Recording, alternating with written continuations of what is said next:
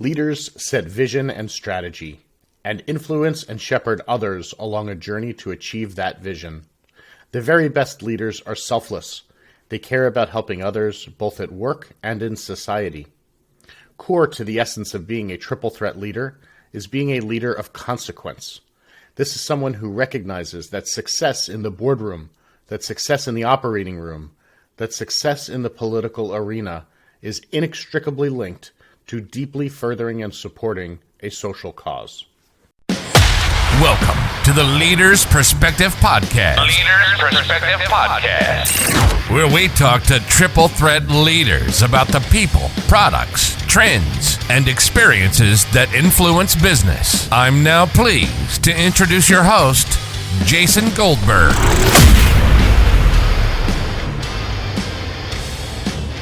Welcome back to the Leaders Perspective Podcast, where we engage with triple threat leaders to learn about their lives, careers, and leadership philosophies, and chat with our guests about a hot topic in society.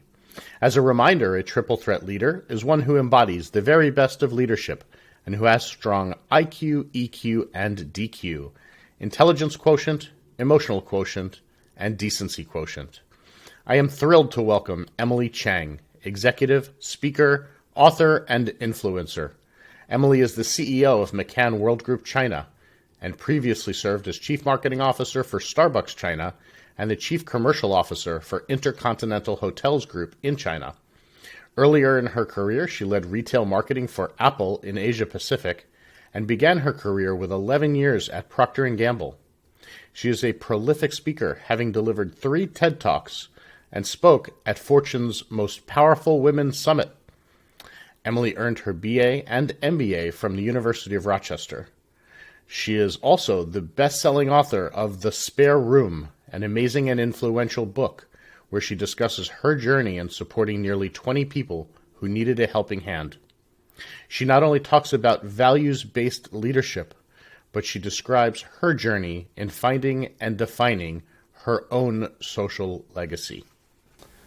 Emily, thank you for joining us today on The Leader's Perspective. Thank you so much for having me. So where in the world can we find you today?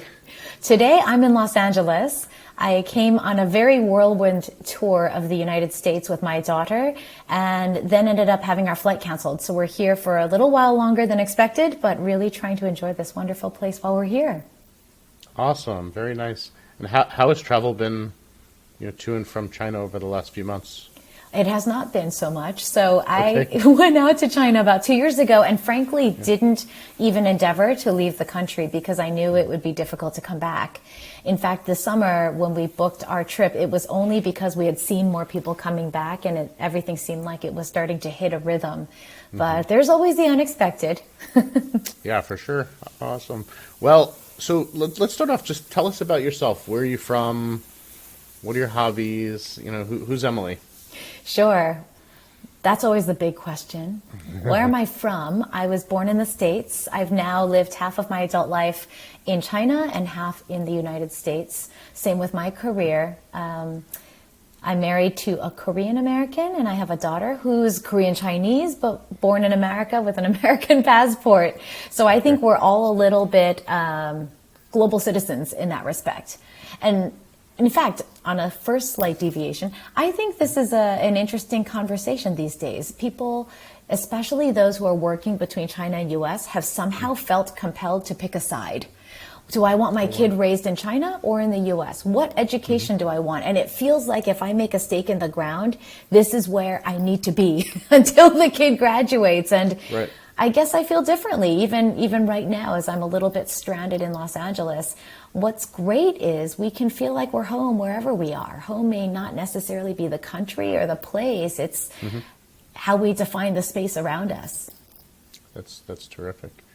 What do you do in your free time? I love spending time with my daughter, though increasingly as she's about to turn 14, she does not always feel the same. So I will take all that time that I can get for as long as I can get it. I love to read. I love to be outside. And Los Angeles is great for that. Some of the things you forget how much you enjoy when you live in Shanghai due to whether it's the humidity, the pollution, or the insane mosquitoes.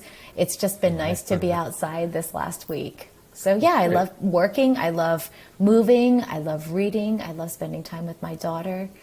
Nice. Love spending time with people. Enjoy talking with you. So thank you for having me again. I'm excited to have you on. This is a great topic that we're going to get into. But so let's talk about your career for a few minutes. You've had an incredibly accomplished career in marketing. You've worked across hospitality, retail, tech, and now you're leading a significant agency in China. How did all of that come about? Because I know when you were when we spoke a few weeks ago, you were telling me you were actually a biology major. So how'd you wind up in marketing? I think it's about being open to experiences and thinking a little bit more laterally in terms of where we can learn and what we might contribute. You know, as my daughter's going into high school, I think young people often feel pressured to say, what am I going to be when I grow up? We do ask this question, and I'm trying really hard not to ask young people that, because what a lot of unnecessary pressure.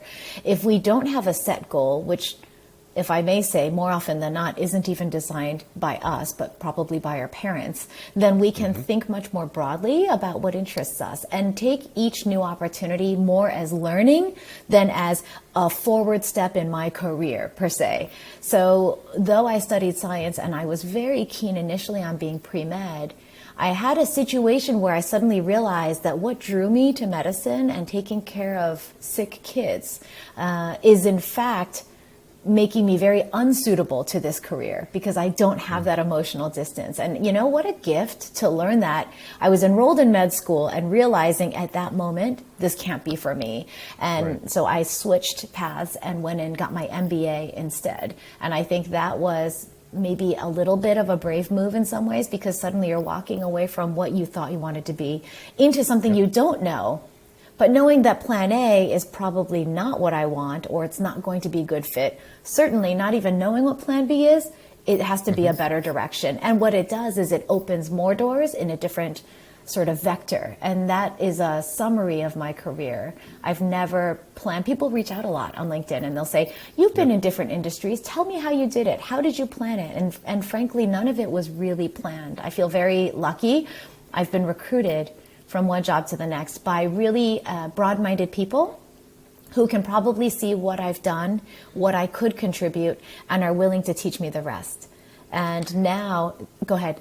No, I absolutely agree with that. It's about style, it's about intelligence, it's about thoughtfulness. It's the skills rather than the knowledge. The knowledge can come, right? That you can learn a particular retail business, right. But learning how to stand up a business, lead a team, build strategy, execute, that's the skill set side. And I agree that when you think about it that way, it's easier to move across industries. Exactly. And I think we maybe overly esteem an industry or a vertical. You didn't grow up in hospitality. How can you possibly understand our business? Or why did you come to the agency side? Those questions, they're not wrong. They're interesting and they're coming from a place of curiosity, but they're also coming from a self-inflicted definition. For sure. You know, right. and maybe I don't see it as changing an industry or going to the agency side. It's more, there's an interesting business challenge here. The model may be slightly different than what I'm accustomed to, but there are enough similarities across commercial business that the nuances kind of make themselves clear. And if you approach a new opportunity with humility and interest to learn and not assuming what worked in your last role will work here, I think you just learn so much as you go. And in many ways that accelerates your career path because frankly, it's not your goal. I think you talk a lot like a consultant. Do I? In a good way.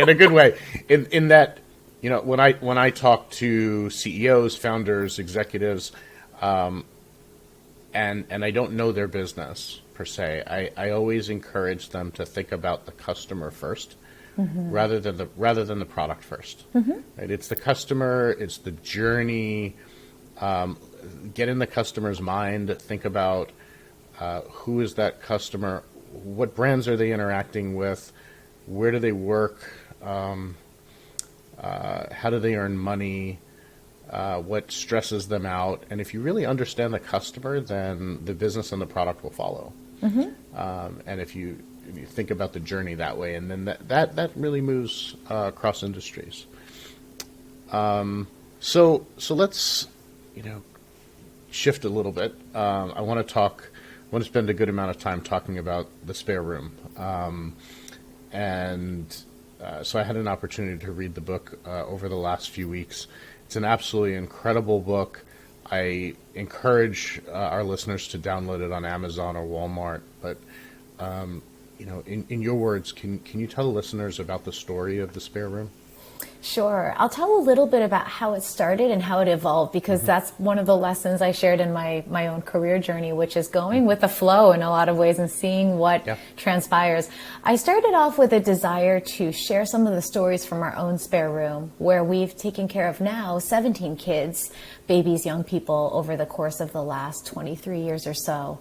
But the objective itself began to evolve. So it became only about 5 of those stories. And then I started including other stories from other people all over the world, different walks of life, different jobs at different levels. Because it's important to me that people don't draw the conclusion that this is Emily's spare room. The conclusion should be, in fact, actually, this is a concept of social legacy. And absolutely everybody has something more to contribute. And the model itself came from a very simple mindset of everybody has an offer, something unique that encapsulates our capabilities, to the previous point, our experiences, what we're good at, what we love to do, our personality traits. The other side of the offer is what I'm calling the offense, which is that thing in the world that a little bit offends you. It kind of captures your heart when you see it and you think, somebody has to do something about this, and that somebody then is probably you. So if you find the intersection of your offer and your offense, that middle of the Venn diagram, I call your social legacy. And legacy defines leaving something better than I found it. That's it. It doesn't have to be some very big idea, And social is the space in which I want to have that impact.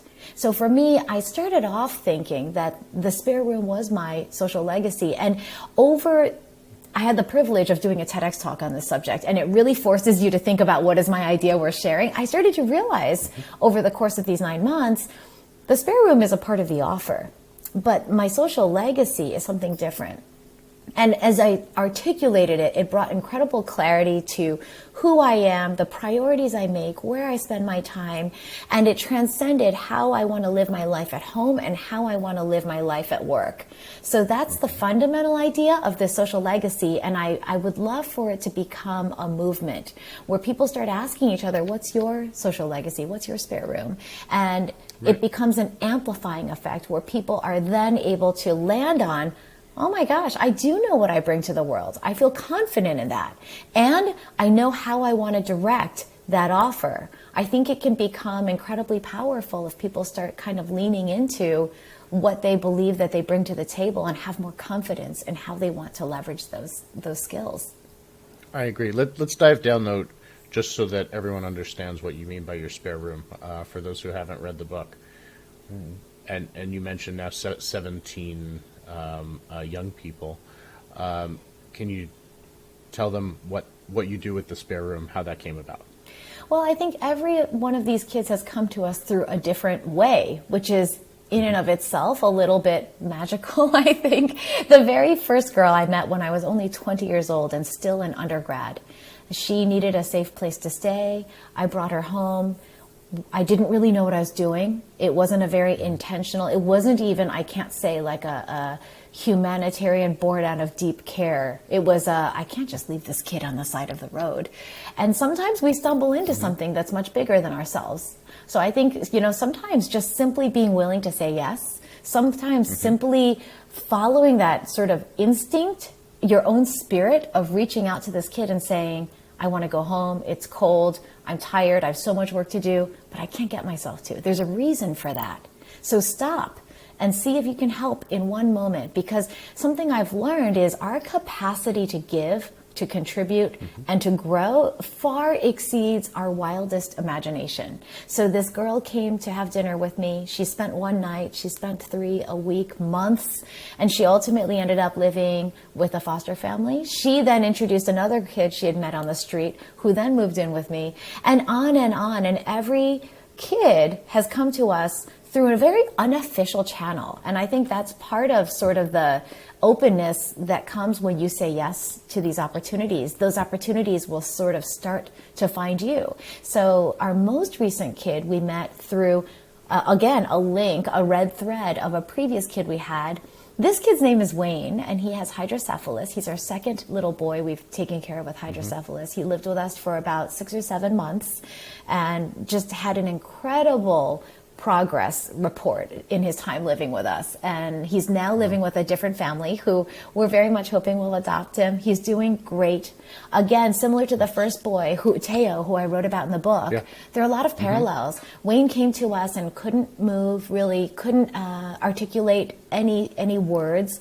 And now he can say a couple, he can use his hands, he can sit up unassisted, and just getting a chance to see the development, and the confidence building among some of these people who we have the privilege of caring for in our spare room has been the most inspiring thing in my life. Calling it a spare room is interesting, right? Because it talks about the space that you can lend, but it's so much more than that. You're providing a sense of safety, a sense of ability to heal. For every one of these kids, and so it goes beyond the space, and by giving them that space to heal, you're truly changing their life, because it's not just the room, right? It's the safety, it's the support system behind that they would never have had until they show up on your doorstep. Jason, I think that's a great point. That was my realization that the spare room itself isn't my social legacy. In fact, what we labeled it is kibun, which is a Korean word that means comfort for the spirit. That is a bigger idea, and that's what I found so empowering for my own leadership. I mean, this started to not only integrate with my work, but it started to transcend my work, because it began shaping the kind of leader I more intentionally want to be. It is about creating comfort for the spirit. And what is that in our corporate lingo? It's DEIA, right? It's diversity, inclusion, equity, accessibility. It's all of these things, but in my sort of normal language, it is just creating a comfort for the spirit. You can come in and you can be exactly who you are. Present yourself without a mask on, and know that you are not only accepted, you're respected, and people want to hear from you, you're valued. And I think that if you can create that kind of a space as a leader, that's where people can thrive, because they look forward to coming to work instead of dreading it or thinking, I don't want to be in the workplace. I know that's a hot topic right now, whether it's actually physically being in the office or just being emotionally fully engaged. I believe people bring their best when they feel like they have a sense of belonging. So let's talk about leaders for a moment, because when we talk about leaders, we often think about it with the connotation of, hey, they're a leader in business, in healthcare, in politics. Why is it important for a leader to have a social legacy? Well, these days, everybody knows that a business has to stand for something, right? At McCann, we have this Truth Central. It's an intelligent operating system. And basically, we do a lot of research all over the world. And we know that consumers globally expect businesses, individuals, and government to equally contribute. That's sort of their expectation. It is no longer the government will take care of us. It is individually, what am I going to do? And what do I expect business to do? When I buy a brand, what do I expect them to stand for? Where do I expect them to invest? These are meaningful changes in how we look at business. The Business Roundtable in, I think it was August 2019, right as I was writing the book, came out, right? Jamie Dimon and a group of leaders kind of established this. We have to do more than make money. We have to stand for something bigger. Well, for me, back to your question, how do we help businesses stand for something more meaningful if we as leaders don't know what we individually stand for? We have to find congruency between who we are as leaders and the business that we serve and the people that we have the opportunity to lead. We can't find that congruency if we can't clearly define ourselves first. So can this be taught? So I know this is within you. It's very clear, right? The moment you had that feeling, I can't leave this child on the street, that's deep within you. That's very personal. Mm-hmm. I have a social legacy of my own. I volunteer in EMS for many years, and I like to try to make a difference, one patient at a time. So we all do that, but that's within us. But can that be taught? Is that something that just happens, or how do you think about that? I think it can be shaped, and I think it can be nurtured, because fundamentally I think everybody wants to contribute. Very, very few people say, I would like to do nothing for anyone else and really just suck it all in for myself. Maybe there is the rare person, but most people aren't that way. And that's why I came up with this super simple diagram, this Venn diagram model, because what I discovered as I was kind of pulling together this TEDx talk is people fall into one or the other camp. Either I generally know who I am and what I offer, but I don't know where to direct it. The world is really big, right? And the other side is, I know the thing that pisses me off, or the opportunity or offense, either one. I know the thing I want to go work on, but what can I do? I'm just one person. So when you find an ability to define who I am and stand firm in your confidence in that, equally, you define where you want to go put your energies. And that's why the book, as you read, is very much a workbook in many ways. With those reflective exercises, it's intended to help you hone in on each of these things. And then you write your social legacy. I really believe in the power of communication. When I write something down, the words become somehow cemented. It's a commitment. And then when I speak those words and share them with somebody, what I'm now doing is sort of making a promise, because now others have heard those words and they can hold me accountable to them. So helping people identify their social legacy, I think, is a really powerful way to serve people. And to your point, maybe people don't know the language. I mean, I made it up, but maybe they can relate to it. And the goal is to help shape by providing a framework, and then to help nurture, what side are you on? Do you know your offer, your offense? Do you know both, and you just need to sort of define that in-between space? So I would love to invest more time in, how do I help people land on this thing, and then turn those words into action? Accel Advisors expert consultants are all veteran operators who bring real solutions to your business challenges. Contact us at info@accel-advisors.com to reach our experts today.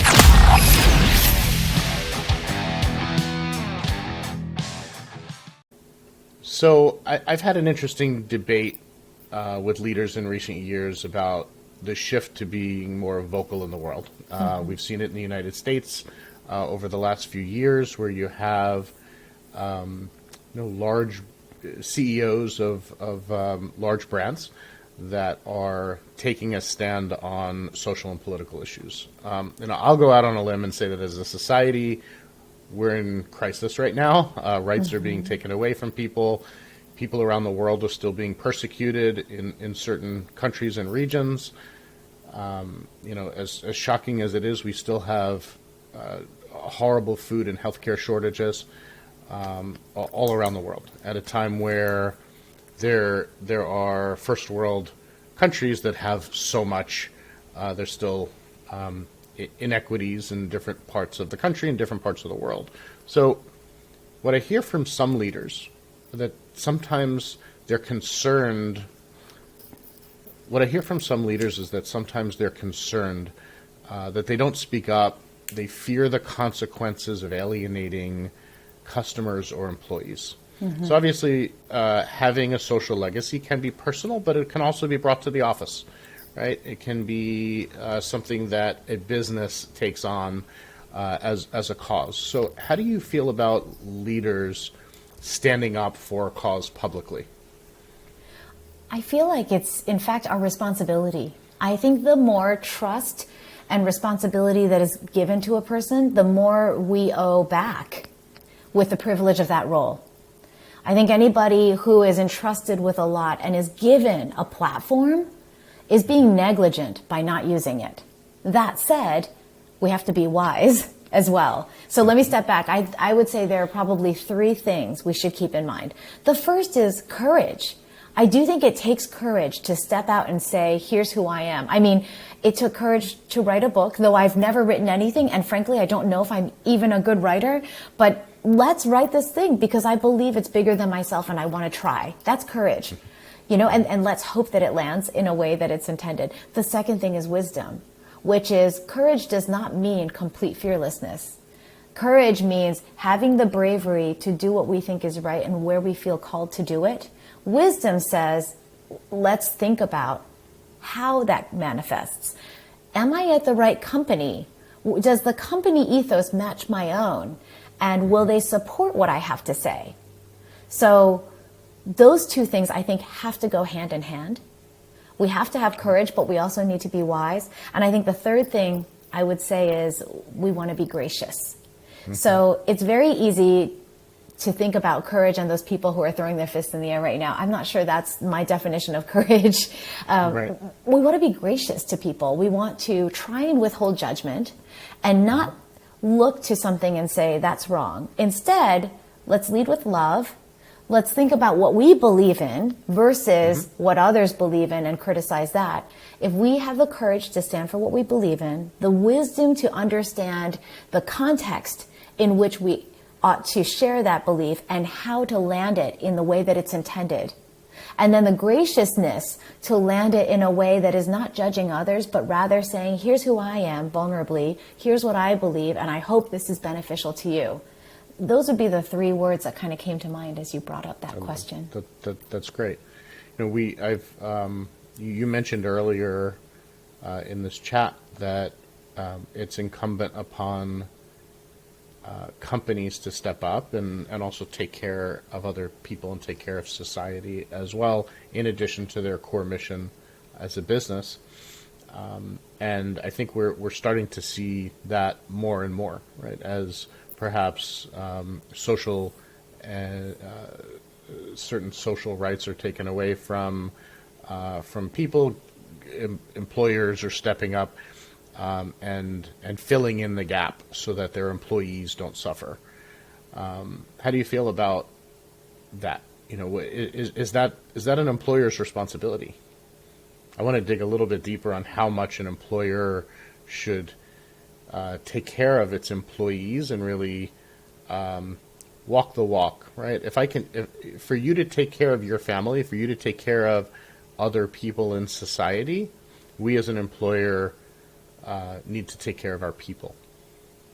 I think that's just the most foundational expectation for an employer is to take care of our people. I know that's particularly difficult when the economy is stressed and when we have to make difficult choices. There have been some interesting things about crying CEOs in social media lately. I've withheld judgment on that one because we don't know what other people are really experiencing, right? We're all trying to put our own truth out there in a way I believe or want to believe is intended to be helpful to other people. So I think it is a responsibility of an employer to create that space. I'm going back to that word nurture. Mm-hmm. I see it as my role not to just lead as in standing in the front and charging forward, but it's also standing alongside our people and working hand in hand. And then importantly, pushing and supporting from behind. I think all 3 of those dimensions of leadership are equally important. And it's upon us, if we borrow the phrase situational leadership, to understand situational leadership refers to how we engage with people based on what they need. I think this dimensional leadership is the same idea, which is what does somebody need from me right now? Perhaps they need me to stand in front and help sort of pave the way. Perhaps they just need a leader who understands and sympathizes and will sit alongside them so that they feel that level of day-to-day support. And sometimes we need our leaders to stand behind. I think these 3 dimensions are all necessary in terms of creating and cultivating a great workspace. Great. So next question is probably my most important question of this chat. Those of us who are parents or who have children in our lives, it's incumbent, my belief, it's incumbent upon us to set an example so that the next generation learns and does it better. So how has your legacy, the spare room of supporting people, influenced your daughter? I love that you said that's the most important question. It is. Yeah. This is what drew me to you in the very beginning. Yes, yeah. your brand of leadership and what you believe. I think it is shaping who she is and who she's going to become. I think just like as leaders, our responsibility is to nurture and cultivate a space where people can thrive. Equally, that's our job as parents, is to cultivate a safe space where our kids can explore, experiment, and thrive. It's really important for her to learn the things she's not good at and not see those as failure, but wow, that's fantastic. Now I know I don't like that. And then try new things to figure out what it is she does love to do. It's interesting because, especially coming from an Asian background, a lot of times we're strongly encouraged by our parents to pursue the things we're good at. Here's what's interesting. We don't always love the things we're good at. My daughter is an incredibly talented artist, but she doesn't like it. So I've had to pull myself back from encouraging her, hey, do you want to take classes? Do you want to submit this for a contest or a gallery? Right. Stop it. If she's not passionate about it, let her explore and let me cultivate and nurture. She doesn't need me in front in that dimension. She needs me alongside and she needs me behind her no matter what she wants to learn. So in the social legacy, I think it's about role modeling. Am I showing her that I'm really investing in what's important to me? God, the worst thing that would happen is I talk this stuff, but I live differently. I don't know what would happen to the kid who experiences that. But I hope that what Lainey is seeing is I talk about this stuff as super important to me. I love that I feel like I've had the privilege through life experience to define my own social legacy, and I deeply want to help other people uncover theirs. So does she see that that's where I'm investing my time? Does she see that that's what drives me and motivates me? That's what inspires me as a leader and informs how I operate? If that's the case, then I think what she's taking away is words are really important, not only because they do become a sort of contract, which we talked about before, but because they become the mantra by which we live. That's phenomenal. So one question I always ask my guests, because every one of our guests is a triple threat leader. Tell us about 1 to 2 leaders whom you've learned from along the way. And they can either be great leaders or bad leaders, right? We learn what not to do as well.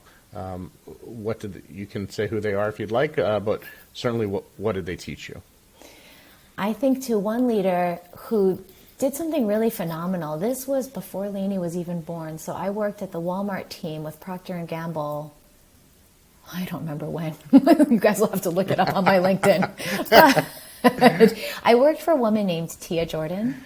She operated in a way I couldn't understand. She was so accepting of what I would consider borderline unacceptable behavior.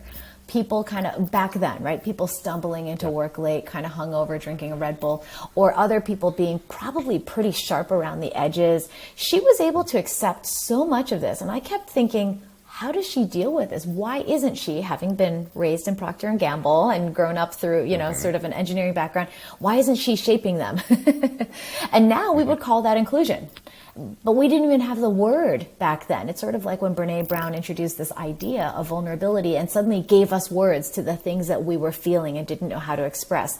I think Tia role modeled inclusion to a degree that I didn't understand or appreciate until somebody gave me the words. And we started talking about DE&I, and I thought, oh, that's what she was doing.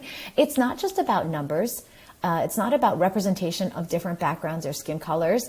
It is about truly understanding who people are, bringing out the very best of them, and creating a space where they feel like they can be themselves.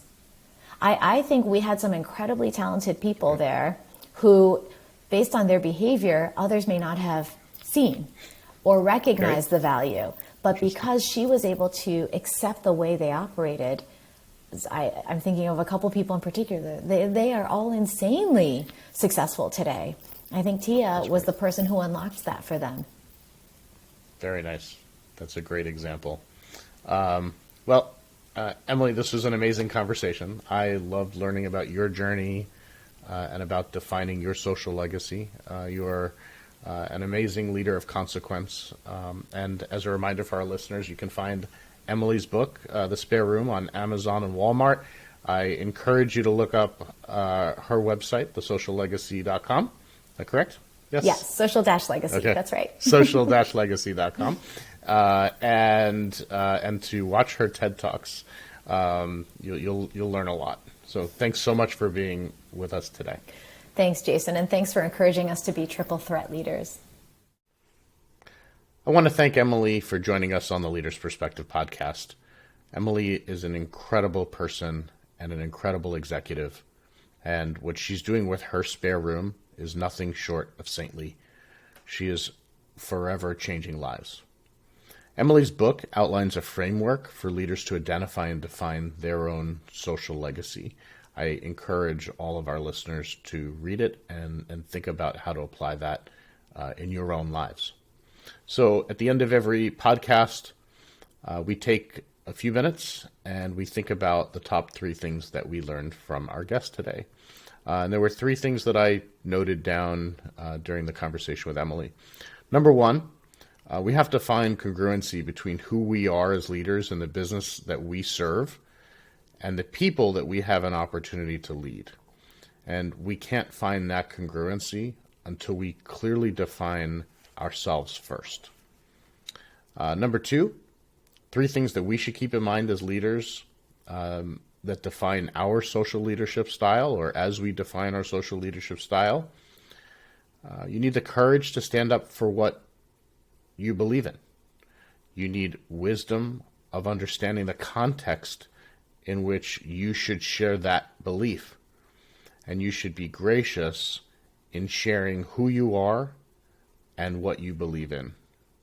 And most importantly, as part of that, always lead with love. The third thing that I learned is that your social legacy can shape the leader that you want to be. They are, as I mentioned earlier, inextricably linked.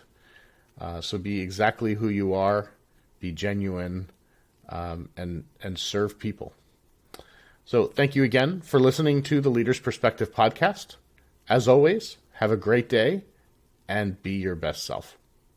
Thanks for listening to the Leader's Perspective podcast, brought to you by Accel Advisors. Visit accel-advisors.com for more information about our growth, turnaround, optimization, risk, and HR advisory services.